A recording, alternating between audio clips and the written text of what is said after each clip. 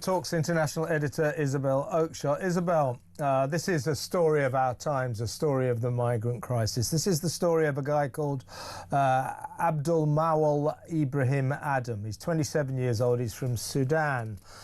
He first arrived in this country illegally in September 2023.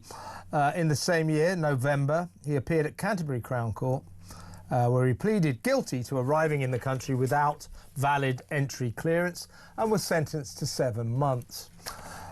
He was subsequently released, and after he was released, presumably just to enjoy the wonderfulness of Britain, this is what he did.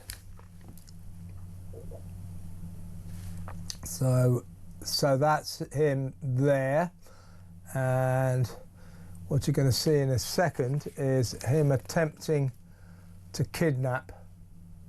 There he goes. Look at this. He's trying to kidnap that poor girl. Look at that. God. Look at that. Now he's been done for that now. So he's been done for attempted kidnap. Look at that. Look at that. So this is a guy who'd already served a prison sentence for breaking into this country illegally. In itself, by the way, I find that surprising. We don't seem to put anyone else in jail for breaking into the country illegally, but he did. We let him out, and he goes on to do this.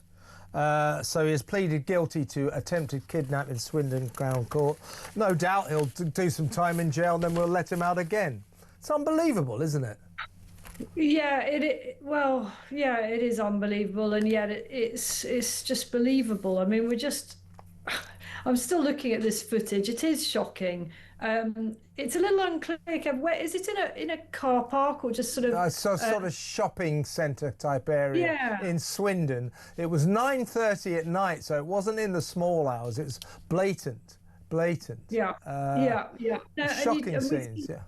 It is, and you know, this is why people have been protesting, taking to the streets, because they are justifiably and entirely rationally increasingly worried about the threat to the safety of, in particular, women and girls. It's not just women and girls who are at risk from this type of appalling, violent criminality, but they are, of course, particularly vulnerable.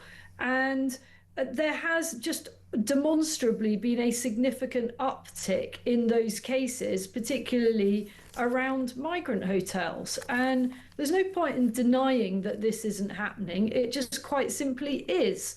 And I just don't see why we should be expected to continue to put up with it. You know, there are a very small number of people who are coming over illegally who have a genuine case for asylum claims and refugee status, but there are an awful lot of extremely dark characters, very, very dubious individuals with long histories of criminality that we know nothing about, and we're asking very few questions and have no actual means in any case to ascertain whether they're talking rubbish or not.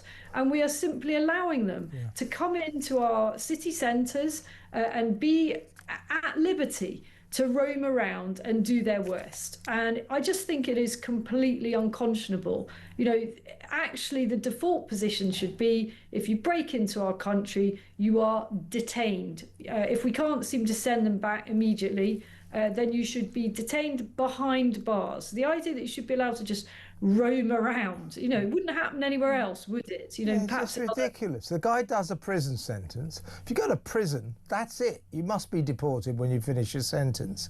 A Home Office spokesman, this was by the way, this guy's victim, thank God, observers stepped in and saved this girl. God knows what he would have done. She's only a teenage girl, you know, at 9:30 at night.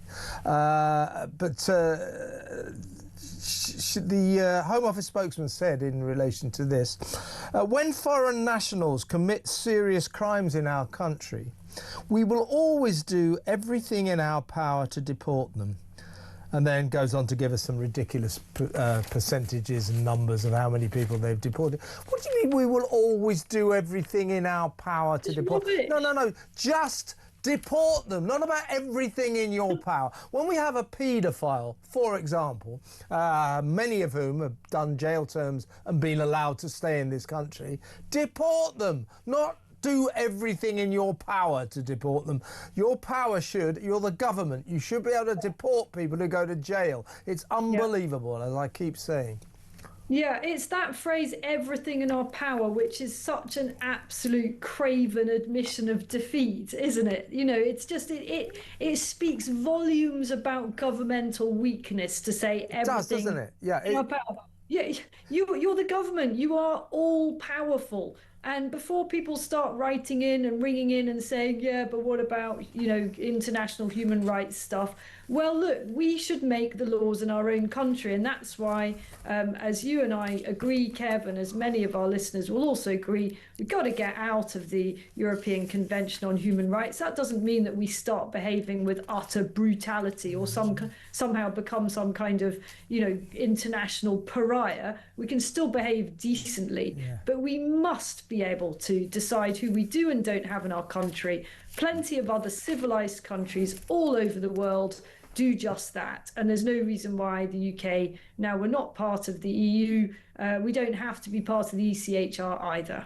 And as I say, this is going to get worse and worse and worse. I mean, you take places like Bournemouth, where they've got a sort of cluster of 3 intense migrant hotels, asylum seeker hotels. I mean, the crime figures are absolutely spiking there. Only recently, was it 4? I think they were Kuwaiti migrants, asylum seekers, went to jail because they stormed into a shop with machetes threatening the shopkeeper, their local asylum seekers. This is going to get worse and worse and worse. And you're right, when they say, we'll do everything in our power, I mean, that basically means, well, if somebody does something really nasty, you know, like rape someone or paedophile crime, we'll try really hard to deport them. We'll really do our best. It's pathetic, and it's got to stop for the safety of people in this country. The safety of the people in this country is being severely compromised by all of this.